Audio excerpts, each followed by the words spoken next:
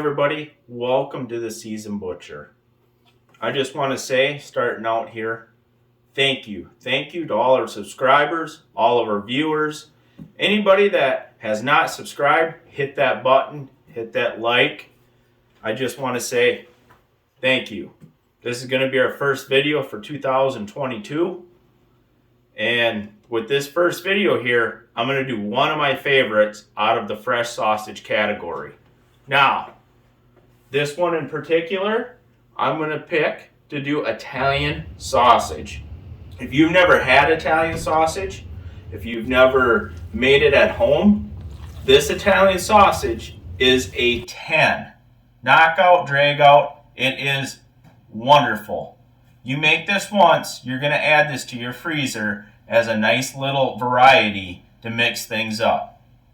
Now, you may ask yourself, what is fresh sausage? Well, fresh sausage is products like brats, breakfast sausage, Italian sausage, fresh kielbasa. Is products that do not have cure in them. So, if the product does not have cure in it, it is recommended that you cook that product to an internal temperature of 165 degrees. So now we're going to get started with step number one. Now, step number one on the list to make this awesome Italian sausage is to pick your pork. What I mean by pick your pork, I choose to do 90% of my products out of pork butts.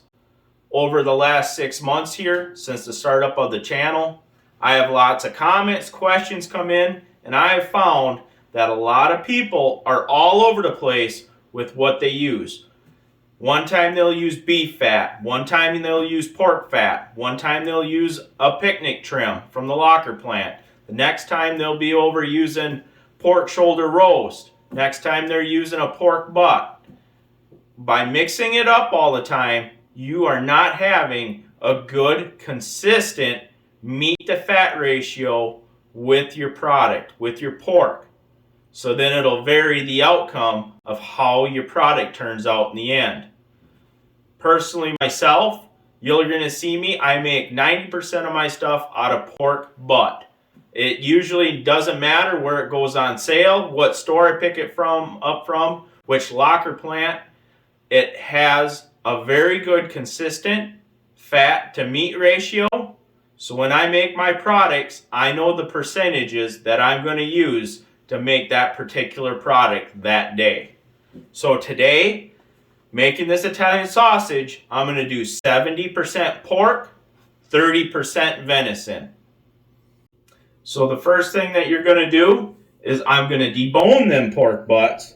I'm going to cut them down to 2-inch to 2-inch chunks. And then when you're cutting that down into them 2-inch to 2-inch chunks, look in that pork and you'll find a fatty gland. I want you to cut that fatty gland out. You do not want to run that into your meat. So after you have that cut out, after you have your pork all broken down, my venison is already broken down because I pulled that out of the freezer. What we're going to do is head to step number 2. Step number 2 is the first grind. Now, people ask me, why do you go so big on your first grind? I run it through a 12.5 millimeter first grind.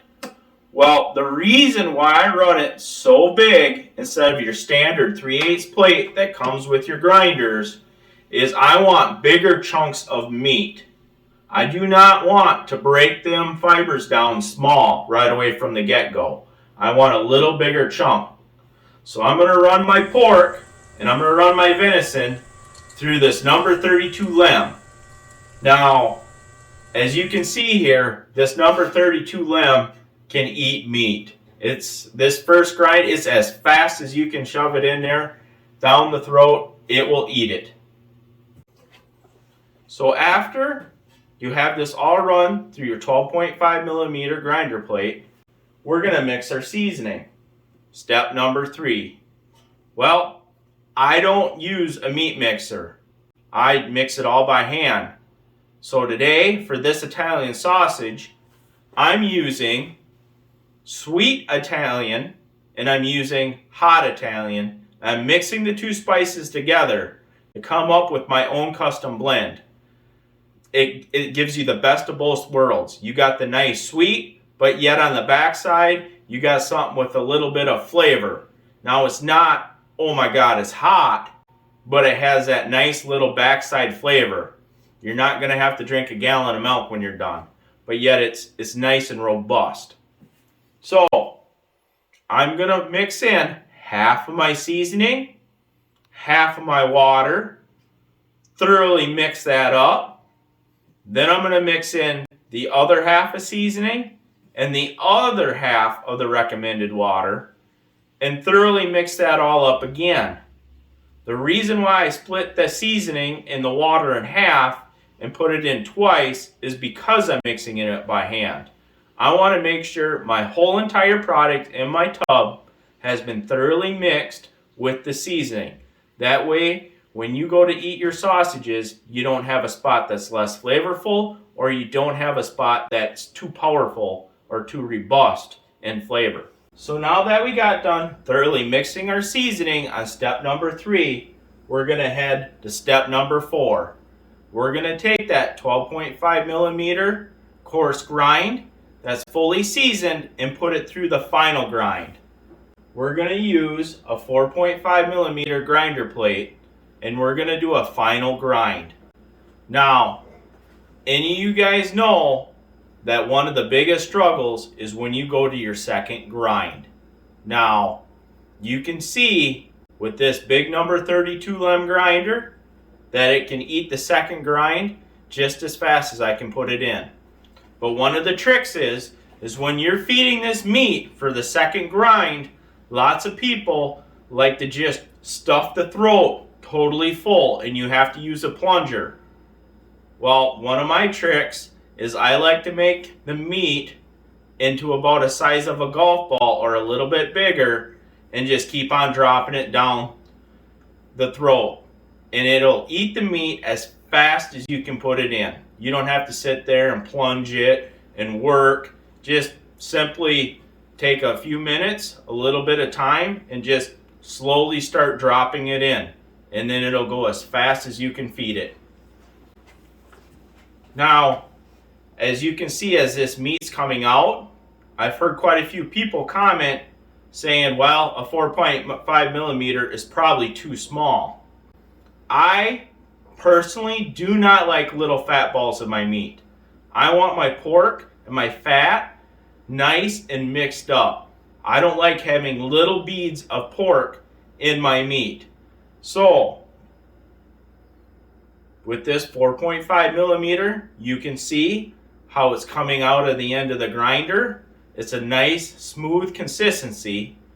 But after you're all said and done and you eat this product, it'll be nice and firmed up, and you're not going to have any mush. It's actually going to have a nice, meaty consistency to it. So that's why I run the plates that I run for my grinder. So now that we're done with step number 4, grinding your meat, we get to start step number 5, the stuffing process. I'm going to use a 30-pound Lem automatic stuffer with a 30-32 collagen edible casing, not for smoking. Now, one of the tricks to stuffing this is you're going to turn your dial down just slow enough so that you don't blow these casings out, but you keep them nice and full. You're going to want to leave just a little wiggle room with these collagen casings so you can twist them. So after you stuff all your meat, we're going to move on to number 6, linking and twisting. Now with these collagen casings, one of the tricks that I like to do is after I get done stuffing them, I don't twist them right away. I wait probably 10-15 minutes, and that meat really softens up that casing and it allows you to twist them. So one of the easiest ways that I found to make nice, consistent Italian sausages or even brats, or even hot dogs, is the average bun is 6 inches long. So I'm going to take my tape measure out 6 inches, or today I'm going to use a pen, and I'm going to use that as my marker. So what I'm going to do is I'm going to make my Italian sausages just a little bit longer than the pen. And the trick is, the very second one in line after you pinch, you're going to twist that one way. You're going to move down 2 Italian sausages, and you're going to twist that the opposite way. Then you'll come out with nice, twisted, symmetrical Italian sausages. Also, when you go to package, I would either package them in groups of 4 or groups of 8.